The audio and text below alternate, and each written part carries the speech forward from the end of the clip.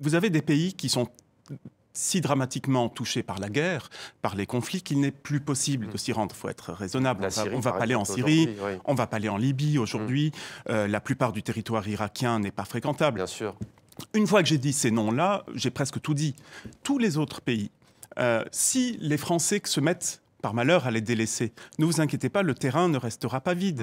Il y a le tourisme sud-sud dont vous parlez, mais il y a aussi des pays, par exemple les Chinois, les Russes ont un tourisme qui se développe beaucoup et ils profitent parfois du fait que l'Égypte, par exemple, n'est plus autant fréquentée qu'avant, ou la Tunisie par les Français, et ils ont des prix parfois un peu plus favorables, et ça développe en Tunisie, en Égypte, le tourisme même des Allemands. Les Allemands sont beaucoup moins frileux, paradoxalement, que les Français.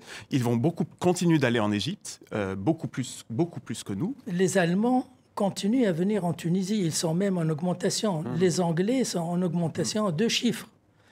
Les Belges, les Scandinaves. La baisse est essentiellement observée vis-à-vis de la clientèle française.